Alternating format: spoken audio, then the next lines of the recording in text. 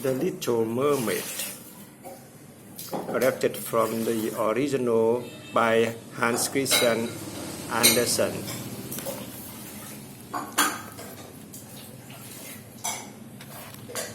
The Little Mermaid. The Little Mermaid. Here, the Little Mermaid. One long ago, out where the ocean was at its deepest, and where the sea was as blue as crystal, there lived a great sea king. The king had 6 daughters, each a beautiful young mermaid. But the most beautiful of all was the king's youngest daughter. Yeah, her skin was as pale as the palest rose petals, and her eyes were the color of the ocean itself. The youngest mermaid loved to hear the king's stories about the strange and distant world of humans above the sea. A world where people walked on legs. A world where you could smell the perfume of the flowers, and where the wind blew with a sigh through tall green trees.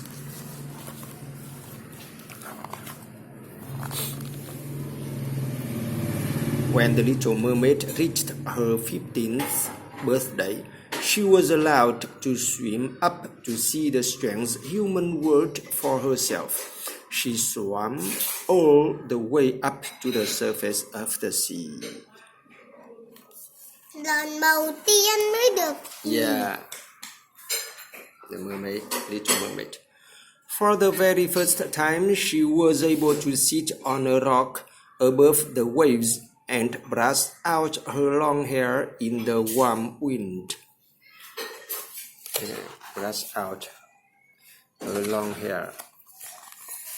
Yeah. Chẳng đẹp trai. Let's see. Chẳng đẹp trai nhỉ bạn nhỉ? Just then, she saw a sailing ship anchored nearby. The Little Mermaid hid herself in the curls and billows of sea foam and swam over to take a closer look at it. Through the glass portholes, she could see that the humans were having a party. A handsome young man was celebrating his birthday. Chẳng đẹp trai nhỉ? The Little Mermaid watched, enchanted as rockets and fireworks were fired from the ship, lighting up the night sky with their bright, colorful stars. The crew sang to the young man, whom they called Prince Caspar.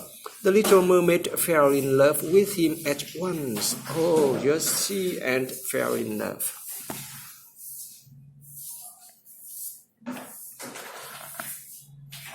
Đấy, bà xong bà lau hộ cháu cái bàn đấy nhá. Bà lau hộ cháu cái bàn vậy. As the party came to an end, the Little Mermaid felt a change in the movement of the waves. A storm blew up.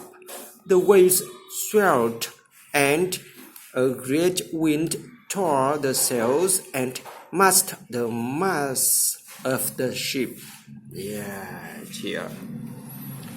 The poor sailors were scattered across the crashing waves, and she saw Prince Caspar fall through the stormy sea down towards her home, the kingdom under the waves. The Little Mermaid knew that humans could not live under the ocean, and that the handsome prince would soon die. She plunged after him and kissed him on the mouth, filling his lungs with air. His eyes opened for a brief moment, and Prince Caspar looked back into the loving eyes of the Little Mermaid. Oh, here. Nhưng mà không nhìn thấy đâu. Yes, let's see.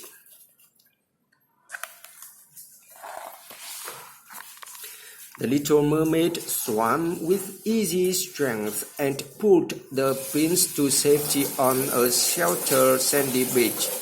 Then she swam a little way off from the shore and hid herself among the tendrils of seaweed and foam. She watched over the prince as he slept on the sand. Then the sun rose, and still the little mermaid watched anxiously as the prince woke and stretched, looking all about him in bewilderment. Then some humans came from a palace on the cliffs, and she saw them tend to the prince. When she was quite sure that he was safe, she dived below the waves and returned to her home in the depths. Here, he was lying in the sand, and she, was hiding and looking in. Chẳng đẹp trai. The little mermaid dreamed of Prince Caspar and the bright world above the waves. She longed to see the blue sky and feel the wind in her hair. Yes. And she longed to see the prince again while she tended her father's garden, or when she was playing with her sisters. She could think of nothing but the world above the water and the man she had fallen in love with. Oh, yes, just dream. Yes, imagine the prince Caspar. Just dream. Then one day she could bear her suffering no longer. She secretly went to visit the seaweed. The witch lived deep among the dark rocks, gloomy caverns, and whirlpools far from the royal palace. The little mermaid said, "Please, seaweed, I want a spell so that I may live above the waves among humans." The witch looked up from her spells. "I can make a potion for you, but it will mean many changes to your life, my dear," she said. "You will have 2 legs like humans, but every step you take will hurt you like a knife. You will never swim deep below the waves again, and you will never be able to visit your sisters and your dear father. And as a price of this powerful spell, I will take your sweet and pretty voice." The little mermaid shuddered to herself, but then replied hesitantly, "I still want to take the potion." The witch here, she witch and the mermaid. Yeah. Getting the potion, drinking it.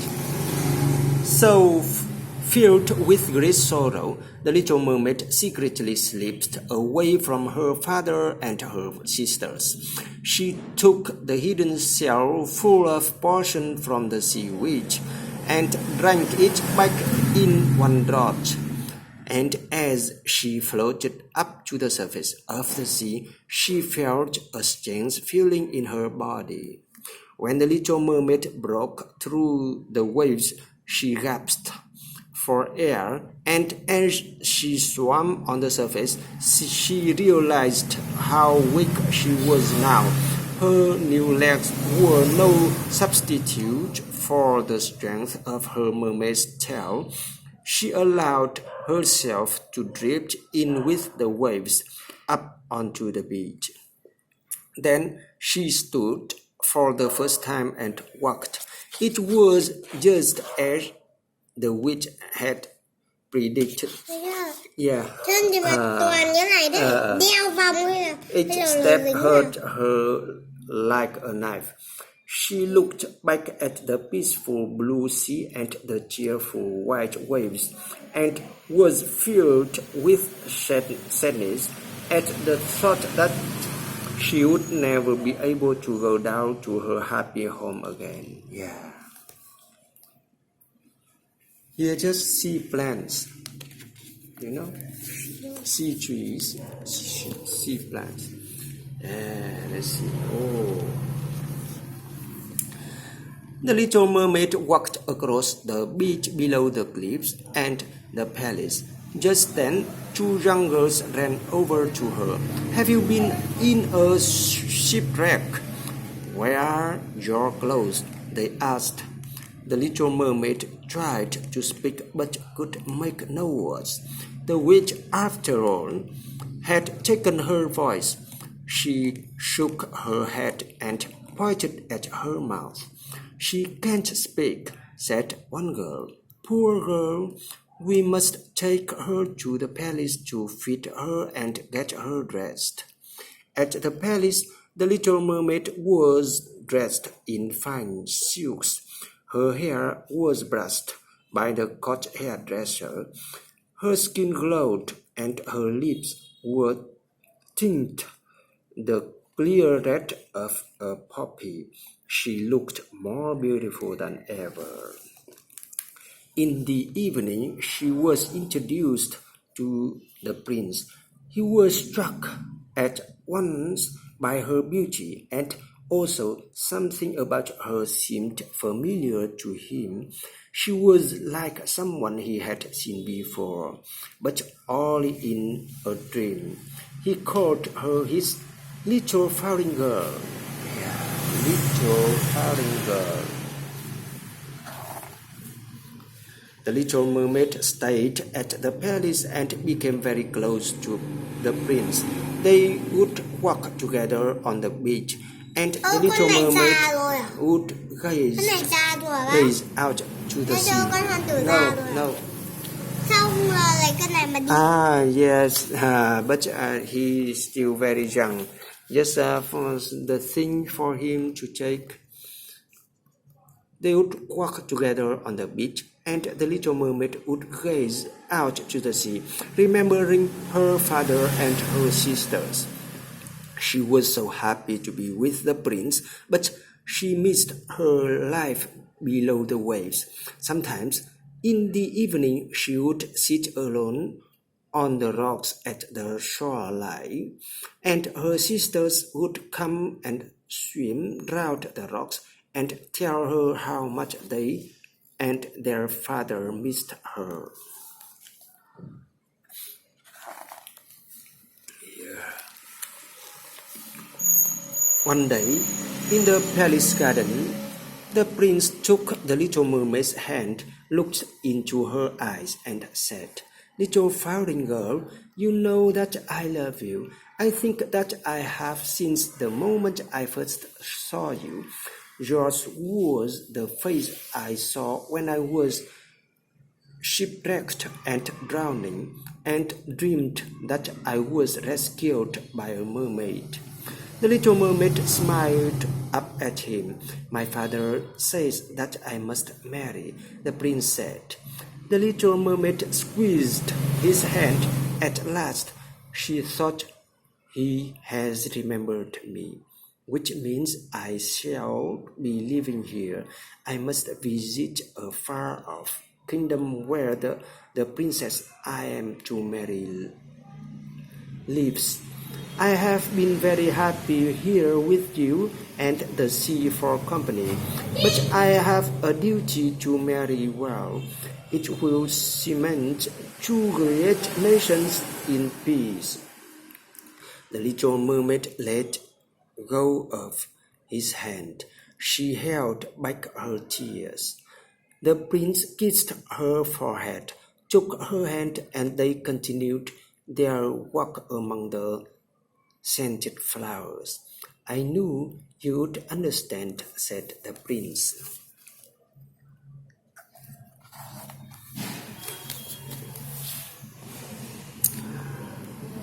The whole court traveled together in the royal ship.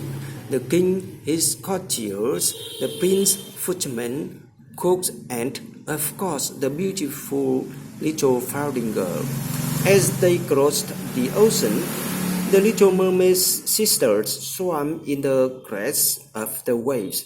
She sat secretly on the deck at night and they talked to her. Her sisters knew how unhappy she was and promised to help if they could. They said they would visit the old sea witch and ask her what could be done. Let's see. The next night, when her sisters returned, the little mermaid saw that there was something strange about them. They had cut off all their beautiful hair. We sold our hair to the sea witch, and she gave us this special dagger. If you take it into the prince's chamber on his wedding night and kill his bride as she sleeps, you will be the one that the prince loves and you will be happy forever. Đầu tiên là lấy cái này cho mình giết cái cô khác. Prince, yes. Mình giết cái cô khác mà không phải người mà cứu cô con chàng trai. Yes, right. Yes. Her sisters plunged under the sea, leaving the little mermaid holding the green dagger. Sao lại cắt hết tóc? Yes, to sell to the sea witch to get the dagger. You see, and she had to kill the prince, other prince. That the prince, other princess. That's the prince married. Cái này không mặt đúng đâu. À đúng rồi. That's she. Okay. Nhưng mà vừa lấy con này thả tóc vào đi rồi lại buộc tóc. Yes.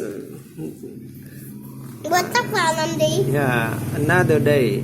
Like you, one day you let your hair down, but one day you may tie it. Đây là ngày khác à? Yes. Ngày. Yes, another night. We should treat. At last, the day of the wedding came. The prince married his beautiful princess bride. As the little mermaid watched fireworks shooting into the starlit sky, she remembered the first time she had seen Prince Caspar. It seemed a long time ago. While the ship slept, the little mermaid stole into the chamber of the prince and his bride, who were peacefully asleep. Cô này để nhắm ra kia làm gì? Yeah, let's see. Nhắm ra kia để I don't know. chặt con này á. Yes, we don't know. Except just until the time we ready to know. Okay? As the ship slept, the little mermaid stole into the chamber of the prince